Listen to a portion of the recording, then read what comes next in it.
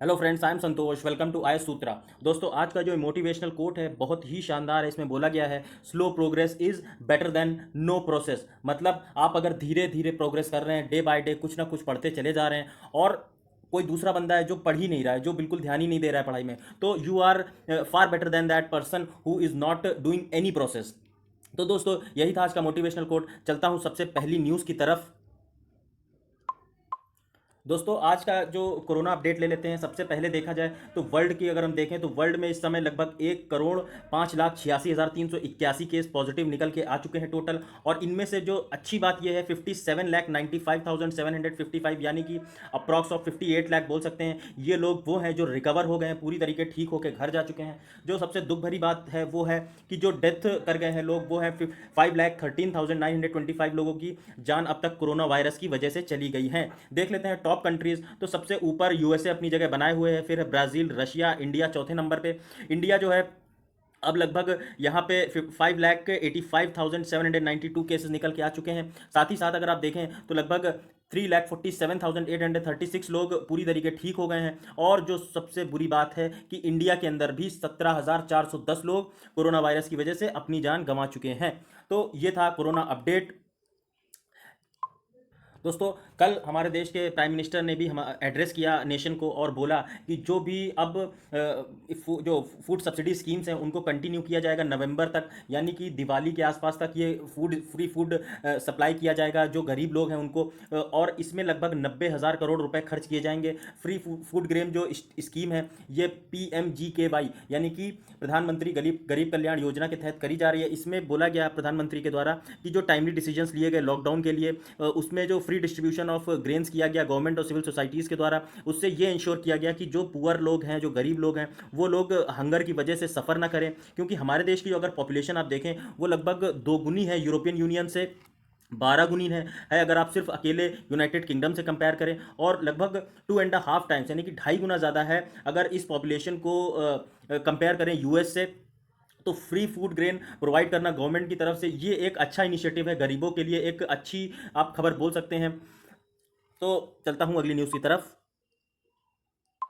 दोस्तों, आज का ये जो कार्टून है ये बहुत ही इंटरेस्टिंग है। इसमें आप देख सकते हैं इस कार्टून में बोला जा रहा है मोदी जी के द्वारा he is occupying and not occupying to. मतलब ये चाइनीज़ जो प्रेसिडेंट हैं इनके ऊपर ये कमेंट किया जा रहा है इस कार्टून में इनके ऊपर। और बोला जा रहा है ये जो LAC है जिसे आप लाइन ऑफ एक्चुअल कंट्रोल बोलते हैं, ये इसमें झूला बना के दिखाया गया है कि कभी चाइना इस तरफ LAC पार करके इस तरफ आया जा रहा है और कभी उस तरफ जा रहा है। तो ये कन्फर्म ही नहीं हो पा रहा है कि वो एक्चुअली LAC को कब क्रॉस कर रहा है और कब नहीं क्रॉस कर रहा है। तो ये एक आप बोल सकते हैं कि कार्टून के माध्यम से एक अपनी बात कन्वे करने की बात की जा रही है। क्योंकि अभी हमारे देश के कुछ दिन पहले जो प्राइम मिनिस्टर है उन्होंने बोला था कि चाइना ने हमारे देश में बिल्कुल भी LAC को पार नहीं किया है। इसकी वजह से काफ़ी क्रिटिसिज्म भी देखने को मिला था।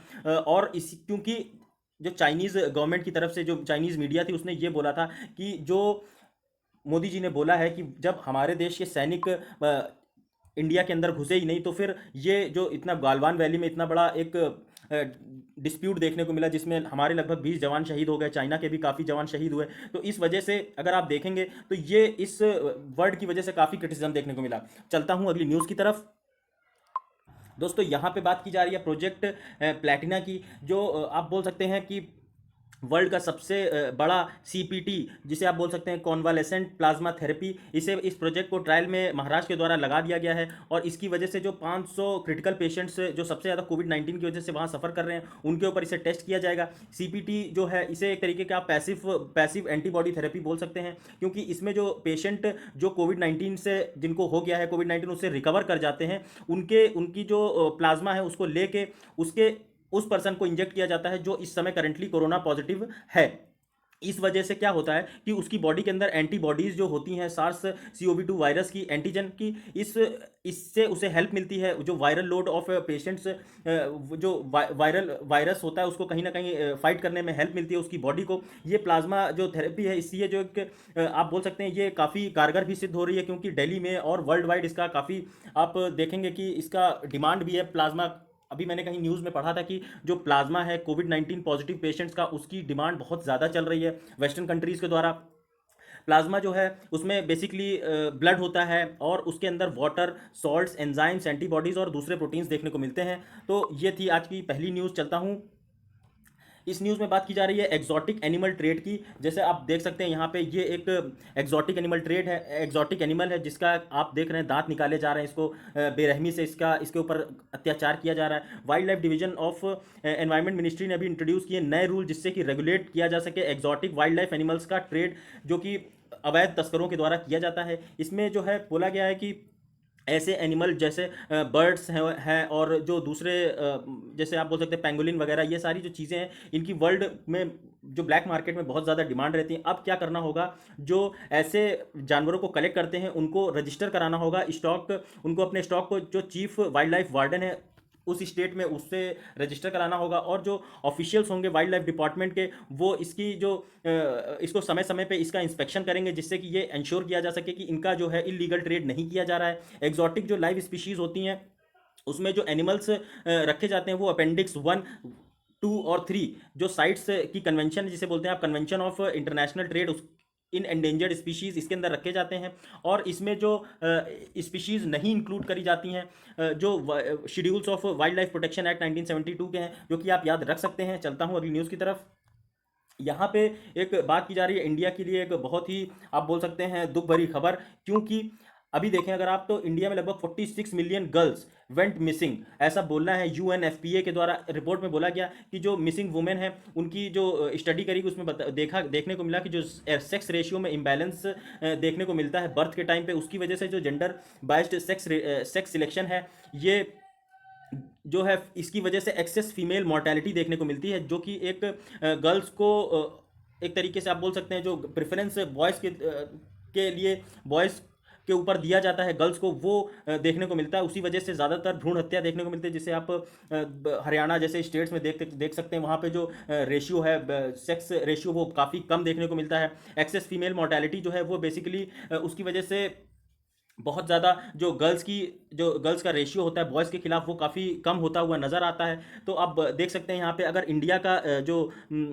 EFM जिसे आप बोलते हैं excess female mortality ratio below 5 years 5 साल से पहले जो डेथ होती है लड़कियों की वो है इंडिया में 13.5%, जो कि वर्ल्ड से अगर आप कंपेयर करेंगे तो ये काफ़ी इंडिया में ज़्यादा है। 11.7% है वर्ल्ड में, बहरीन में 1.1%, इजिप्ट में 2.4%, ईरान में 1.8, जॉर्डन 1.9। तो ये सारे आप देख सकते हैं जो गरीब देश हैं यहाँ पे ये रेशियो जो है काफ़ी हद तक बढ़ा हुआ है। और अगर आप देखेंगे इंडिया का कंपैरिजन तो इंडिया डबल डिजिट में है अगर आप दूसरे देशों से कंपैरिजन करें तो। चलता हूँ अगली न्यूज़ की तरफ। यहाँ पे बात की जा रही है UN 75 डिक्लेरेशन की। अभी जो USA, UK, Australia, Canada, New Zealand जो हैं उन्होंने इंडिया के साथ ऑब्जेक्ट किया है कि जो डिक्लेरेशन की वर्ड है जिसे आप ये देख सकते हैं शेयर्ड विजन एंड कॉमन्स, ये जो काफ़ी रिलेटेड है चाइना की जो कम्युनिस्ट पार्टी है उसके टैगलाइन से। इस वजह से इसे अपोज किया जा रहा है कि इस वर्ड को ना इंट्रोड्यूस किया जाए UN 75 डिक्लेरेशन में, क्योंकि चाइनीज़ जो प्रेसिडेंट है उन्होंने अपनी जो कंट्री का विजन है वर्ल्ड के साथ लेके इस वर्ड को इससे रिलेट किया है। इसलिए कुल मिला के सारी बात है चाइना को कहीं ना कहीं एक अलग थलग करने की, जिससे कि जो उसकी मनमानी है उसे कम किया जा सके। जो इसका प्रोसेस है इसमें आप देख सकते हैं जो रेजोल्यूशन है इसे ऑटोमेटिकली इसमें पास कर दिया जाता है अगर इसमें कोई भी फॉर्मल ऑब्जेक्शन देखने को नहीं मिलता। इसे बेसिकली UK के द्वारा काफ़ी मतलब वो बोला करा गया कि इसको ऑब्जेक्ट किया गया, जिससे कि जो 6 कंट्रीज़ हैं उन्होंने ऑब्जेक्शंस लगाई। जो 5 आइज हैं इसे आप बोल सकते हैं FVEY, ये एक अलायंस है जिसमें US, UK, Canada, Australia, New Zealand ये सारे देश जो हैं अपना इंटेलिजेंस इनपुट शेयर करते हैं। ये कंट्रीज़ जो है एक पार्ट है मल्टीलेटरल UK USA एग्रीमेंट का, जो कि ट्रीटी है जॉइंट कोऑपरेशन जिसमें कि इंटेलिजेंस को ध्यान में रख के काम किया जाता है। चलता हूँ अगली न्यूज़ की तरफ। यहाँ पे बात की जा रही है खोलोंगचू प्रोजेक्ट, जो कि इंडिया और भूटान के साथ एक जॉइंट वेंचर के तहत स्टार्ट किया गया। इसमें ये जो है 600 मेगावाट हाइड्रो पावर प्रोजेक्ट है जो कि जॉइंटली कंस्ट्रक्ट किया जाएगा इंडिया और भूटान के द्वारा। और इसको जो है जो लेस डेवलप्ड रीजन है भूटान के ईस्टर्न पार्ट में वहाँ पर इसे डेवलप किया जाएगा। फर्स्ट प्रोजेक्ट जो है इसे कंस्ट्रक्ट किया जाएगा 50-50 जॉइंट वेंचर के तहत। इसमें जो है हिमाचल प्रदेश की एक PSU जिसे बोलते हैं सतलज जल विद्युत निगम और भूटान की जिसे आप बोलते हैं DRU के ग्रीन पावर कोऑपरेशन, ये दोनों मिलकर काम करेंगे और इसे प्रोजेक्ट को इंप्लीमेंट करेंगे। अगले 30 सालों तक ये प्रोजेक्ट चलेगा जॉइंट वेंचर के तहत, और इसकी जो फुल पार्टनरशिप है वो ट्रांसफ़र कर दी जाएगी बाद में भूटान गवर्नमेंट को। इस जो other hydro electric projects India और भूटान के साथ चल रहे हैं वो बेसिकली हैं चुकचा, किरुच्चू, ताला मागादेचू, जो कि आप काफ़ी न्यूज़ में भी रहता है, जो कि आप याद रख सकते हैं। तो चलता हूँ अगली न्यूज़ की तरफ। यहाँ पे दोस्तों एक बहुत ही इंटरेस्टिंग बात की जा रही है कि एक लॉन्गेस्ट मतलब फ्लैश देखने को मतलब बिजली जो गिरी है वो एक 700 किलोमीटर तक लगातार वो बिजली देखने को मिली, गिरी है। ब्राज़ील से लेके अर्जेंटीना तक ये बिजली गिरी, जो कि एक अपने आप में एक बहुत ही हैरत भरी बात है। ये आप बोल सकते हैं ऐसा ही है जैसे कि ब्राज़ील, सॉरी, ये, हाँ, बोस्टन से लेके लंदन के बीच में, वॉशिंगटन के बीच में इतना बड़ा डिस्टेंस कवर किया गया इस लाइटनिंग के द्वारा। ये जो है अभी तक की सबसे लंबी, आप बोल सकते हैं कि जो दूरी पे बिजली गिरी वो है। और साथ ही साथ अगर देखेंगे इसमें लगभग 16.3 सेकंड्स तक ये कंटिन्यू ये जो है बिजली गिरती रही। तो ये एक बहुत बड़ी बात है। ये इसे बोला जाता है लाइटनिंग बर्स्ट या फिर मेगा फ्लैशेस, जो कि 2019 के अंदर देखने को मिले। डबल है उस साइज़ के जो कि पहले रिकॉर्ड किए गए ऐसे फ्लैशेस। वर्ल्ड मेट्रोलॉजिकल ऑर्गेनाइजेशन के द्वारा ये सब रिपोर्ट बनाई जाती है, जो कि आप याद रख सकते हैं।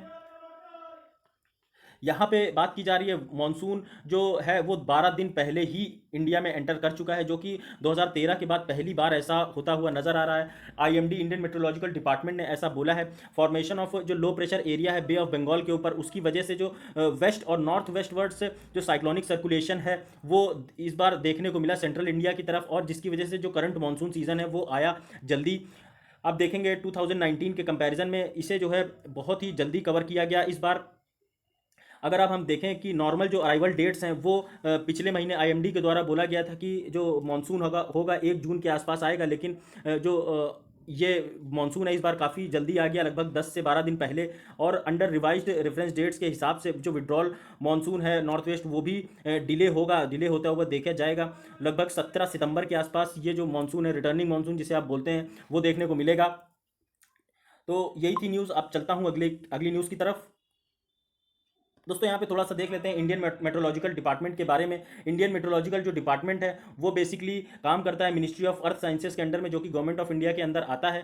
प्रिंसिपल एजेंसी जो है इसकी वो है meteorological observations, water weather forecasting and seismology. इसका हेडक्वार्टर दिल्ली में देखने को मिलता है। और जो इसके काफ़ी सारे ऑब्जर्वेशन स्टेशंस जो हैं वो देखने को मिलते हैं इंडिया और अंटार्कटिका के अंदर। इसका ये अगर देखें इसके रीजनल ऑफिस तो मुंबई, कोलकाता, नागपुर, पुणे में भी इसके रीजनल ऑफिस देखने को मिलते हैं। वर्ल्ड मेट्रोलॉजिकल जो ऑर्गेनाइजेशन है उसका ये एक important regional specialised meteorological centre है, जो कि आप याद रख सकते हैं। इसकी बेसिकली रिस्पॉन्सिबिलिटी है वेदर फोरकास्ट करना, नेम करना साइक्लोन्स वगैरह, ट्रॉपिकल साइक्लोन्स की वार्निंग्स देना, नॉर्थ इंडियन ओशन रीजन या फिर Malacca Straits, Bay of Bengal, Arabian Sea, Persian Gulf में जो साइक्लोन्स आते हैं इन सारे साइक्लोन्स की वार्निंग इशू करना। अगर आप देखेंगे जो आईएमडी है इसे 1875 में बनाया गया था, और इसका जो हेडक्वार्टर है मौसम भवन लोधी रोड में देखने को मिलता है। तो आप ये याद रख सकते हैं, इंपॉर्टेंट चीज़ है, कभी कभी ऐसे क्वेश्चन पूछ लिए जाते हैं। चलता हूँ अगली न्यूज़ की तरफ।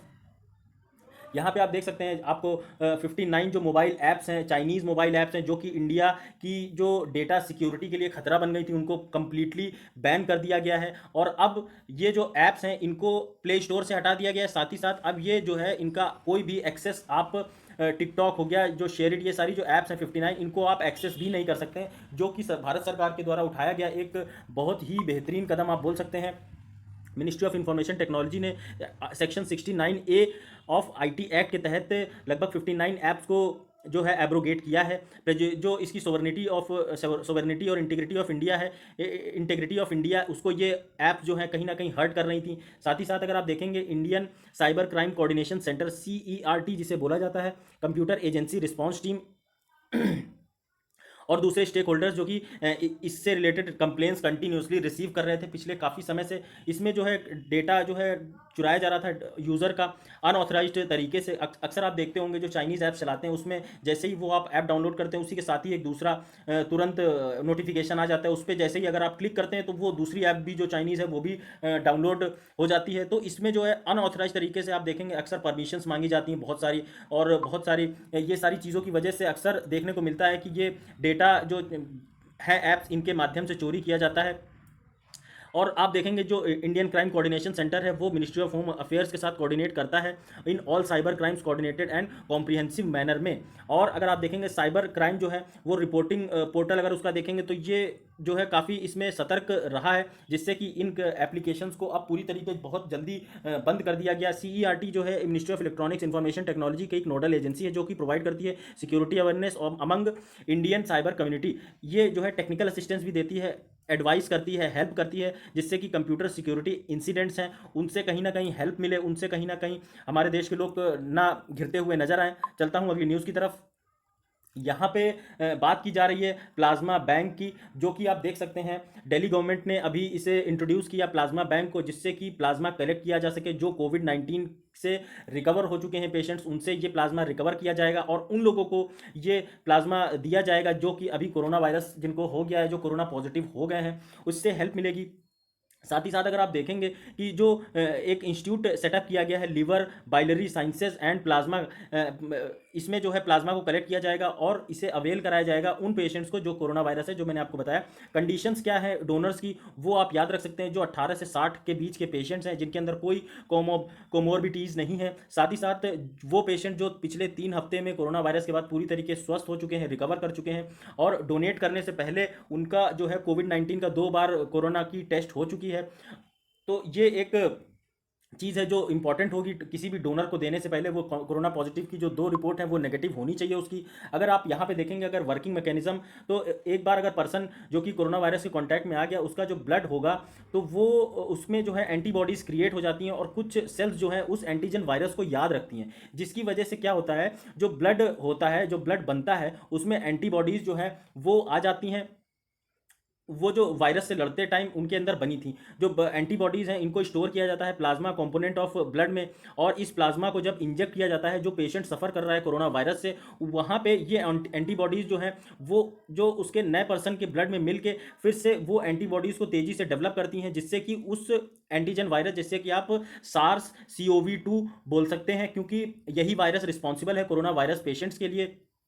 बेसिकली इसका जो ट्रीटमेंट है, इस पूरे ट्रीटमेंट को बोला जाता है कॉन्वालेसेंट प्लाज्मा थेरेपी CPT, जिसे कि आप याद रख सकते हैं। अगर हम यहाँ पे देखें थोड़ा सा CPT के परफॉर्मेंस के बारे में, तो CPT की परफॉर्मेंस जो है काफ़ी अच्छी रही है, क्योंकि इससे इंप्रूवमेंट देखने को मिला है। ब्रेथ रेट ऑफ पेशेंट्स, मतलब जो लोगों को हफनी आती थी, जो लोगों को सांस लेने में समस्या होती थी, उन सारी समस्याओं से उसे निजात मिलती है जब उसके साथ उसके लिए जब ये कॉन्वेलेसेंट प्लाज्मा थेरेपी उसके ऊपर देखने को मिलती है।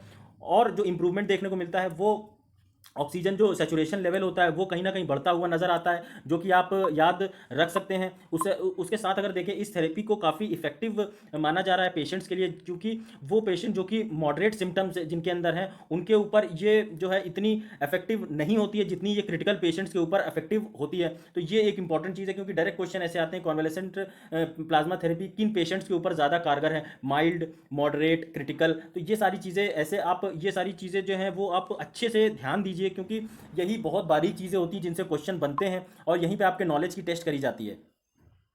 यहाँ पे देखेंगे हम लोग PMFME स्कीम, जिसे बोलते हैं prime minister formalisation of micro food processing enterprise, ministry of food processing industries ने इसे अभी लॉन्च किया है। इसमें जो अनऑर्गेनाइज्ड फूड प्रोसेसिंग यूनिट्स हैं जो कि इंडिया के अंदर लगभग 25 लाख के आसपास देखने को मिलती हैं, वो एम्प्लॉयमेंट लगभग 74% एम्प्लॉयमेंट प्रोवाइड करती हैं फूड प्रोसेसिंग सेक्टर के अंदर, जो कि एक बहुत ह्यूज नंबर है आप बोल सकते हैं, क्योंकि इतने बड़े पैमाने पर जो एम्प्लॉयमेंट प्रोवाइड कराई जा रही है उसके लिए काम करा जा रहा है।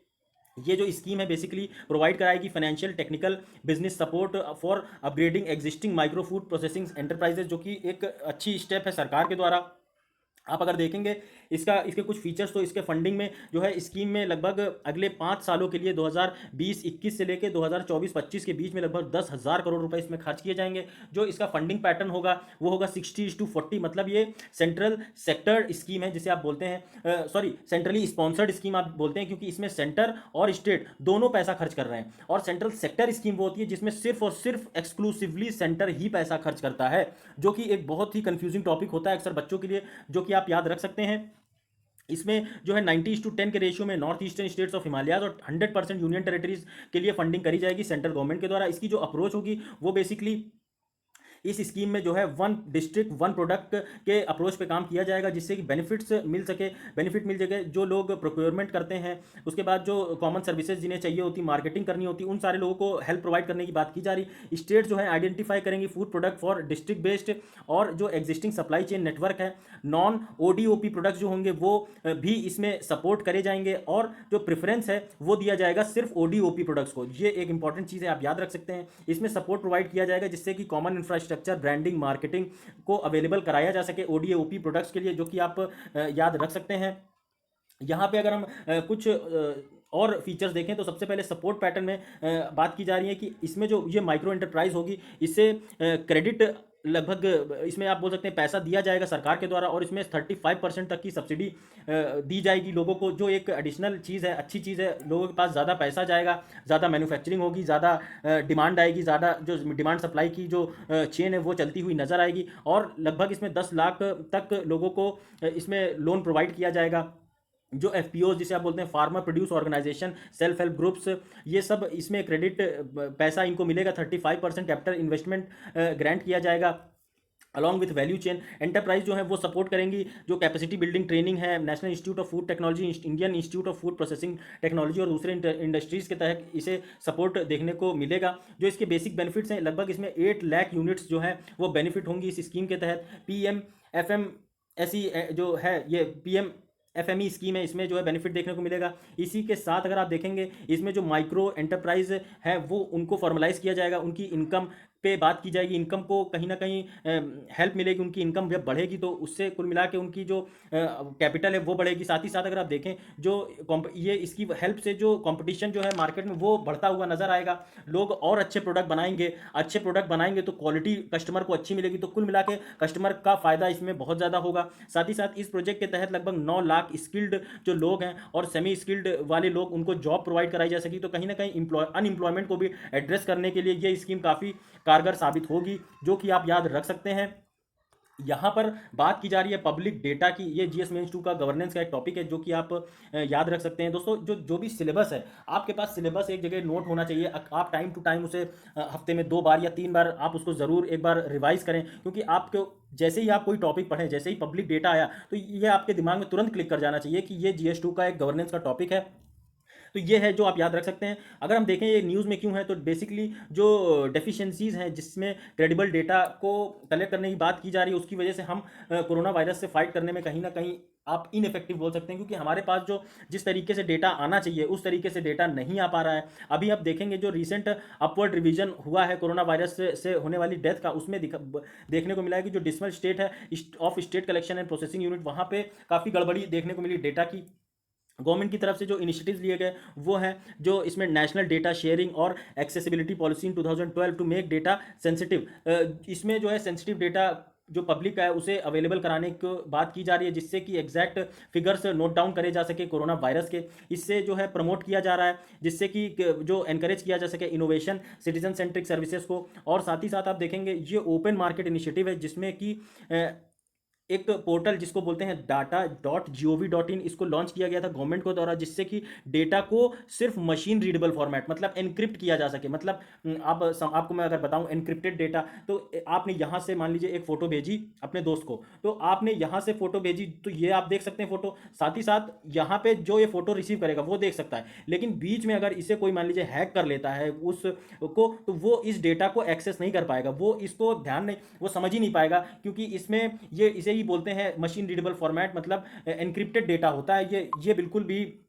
कोई थर्ड पार्टी एक्सेस नहीं होता इसमें, जो कि आप याद रख सकते हैं। चैलेंजेस की अगर हम बात करें कुछ जो कि कोविड-19 के समय देखने को मिल रहे हैं, ये है सबसे पहले कि lack of availability of district wise demographic wise case statistics, मतलब जो डिस्ट्रिक्ट वाइज और जो पॉपुलेशन कितनी है उस हिसाब से डेटा नहीं मिल रहा है, जिससे कि हम लोग ट्रेस कर सकें चैलेंजेस जो कि कोरोना वायरस की चेन को ब्रेक करने के लिए हमें हमारे आड़े आ रहे हैं। डाटा जो शेयर किया जाता है पब्लिक डोमेन में, उसके अंदर जो होता है only geographical image of number of cases देखने को मिलते हैं, लेकिन उसका डिटेल्ड एनालिसिस नहीं होता। मतलब अगर लेट्स से कि कोई पेशेंट है, वो उसकी डेथ हो गई कोरोना की वजह से, तो जब उस पेशेंट की डेथ हो गई तो ये तो पता चल गया कि वो कोरोना से उसकी डेथ हुई, लेकिन उसका शुगर लेवल उस समय क्या था, उसका हार्ट बीट लेवल क्या था, उसका ऑक्सीजन लेवल क्या था, उसका आप बोल सकते हैं थायराइड लेवल क्या था, उसकी और जो बॉडी में जो प्रॉब्लम्स होती हैं जिनके टेस्ट टाइम टू टाइम किए जाते हैं, वो सारा डेटा जो है वो नहीं मिल पाता। इससे कहीं ना कहीं जो रिसर्च है उसमें भी कहीं ना कहीं एक आप बोल सकते हैं कि बैक हैंड मतलब पीछे जाती हुई नजर आते हैं, जो कि एक इंपॉर्टेंट चीज़ है। मिलना चाहिए ऐसा डेटा भी, जिससे कि हेल्प मिले डॉक्टर्स को भी कि वो किस तरीके के पेशेंट को कैसे दवा दें, किस तरीके से ट्रीट करें।